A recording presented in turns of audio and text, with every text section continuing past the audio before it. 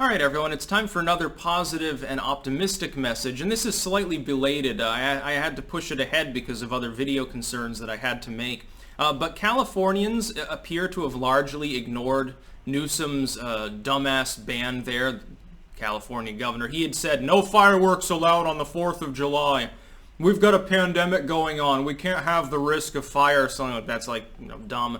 But then they had an aerial shot of Los Angeles, and people were setting off fireworks and displays all across the city. They completely ignored the ban. And it was funny because the people on the media were like, this is regrettable. It's a stunning display, but they're not supposed to be doing this. Yes, the 4th of July, and you expect Americans not to watch things blow up. I guarantee that most people just completely disregarded the ban. Some of them probably didn't even know it existed, because nobody pays attention to the turd governor anymore anyway. If they re-elect this moron, then there's something seriously wrong with them. But I wanted to look at the optimistic aspect. California is the most cucked state in the union. It's the most authoritarian, the most police statist, the most far left. Well, for the most part. It's not the most democratic, but the left that is there is more vicious than anywhere other than maybe like Washington State. It's a cesspit of far leftism. People there are more likely to be paranoid. You know, you've got the whole Valley Girl trope and stuff like that. People are more likely to be like bootlickers and shit. And yet they completely ignored this order. This is a symbol of the resounding loss of the left, really, of the situation right now.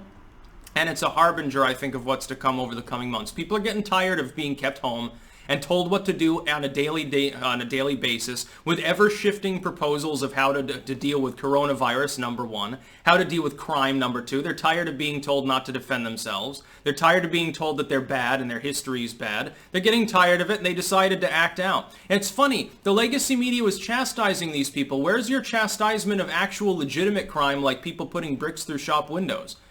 A bunch of people ignore stay-at-home orders and social distancing and all that. Don't ignore the mask orders, of course, to go out and loot and shoot and riot.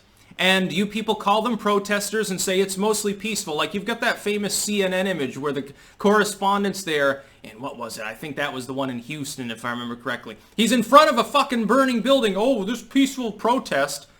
There was another one, remember when they were burning Wendy's to the ground and throwing shit at it? And the reporter's like, oh, well, these protesters here. And then they attack the news crew and they're still getting called peaceful protesters. It's a bunch of fucking bullshit. It's total fucking propaganda. It makes absolutely no sense that anyone take it seriously. California, most cucked location, Los Angeles, big city. Yeah, it's going to tilt to the left. Although, ironically, Los Angeles, less than some cities. In fact, I believe Los Angeles County voted narrowly Trump, if I remember correctly. San Diego, even more, I believe, if I remember correctly. It's funny. California is the most liberal, but its cities are the least liberal, or something like that. Meanwhile, Texas is a red state, but its cities tend to be massively blue, like Austin, basically is like a bigger version of fucking Vermont. It's funny because I think there are more people in Austin than the whole state of Vermont, if I remember correctly. I know there are in Houston and Dallas. It's really funny how these demographics work. And trust me, if people who haven't been able to purchase fireworks and are being told under penalty of the law, don't set them off, are basically like, fuck you, I'm going to grill with my friends. Like, people weren't allowed to have 4th of July parties, like get together with their friends in their fucking backyard. People completely goddamn ignored it. And because and by the way, civil disobedience works both ways. The left realizes, hey, if we've got, 1,000 people across the city rioting in these little groups, the police can't really respond, and there's a reluctance to bother trying because it's like playing whack-a-mole. I think that people on the right who are like, fuck you, America number one, I'm setting off fireworks and eating bratwurst at the moment, I think they realize that if everyone across the city simultaneously did a fireworks display, the police are not going to respond. They're getting too many calls. They have to prioritize bigger things. That's number two.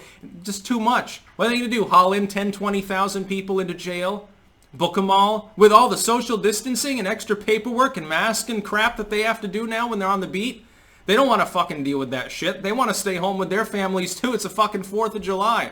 Congratulations to the people of California. You've given newfound hope to the nation against the draconian, piggish, slimy, sleazy, whorish policies of losers like Governor Newsom, of losers like Governor Whitmer, or Ralph Northam, who's also a bigot. But the Democrats kindly remind you, please don't talk about it before the election. These people are fucking losers. They don't know what they're doing. And by the way, none of these people have a medical background, but they always want to chastise people that disagree with them as though they're anti-science. No, you are. You don't understand how influenza works. That's about all. Peace out.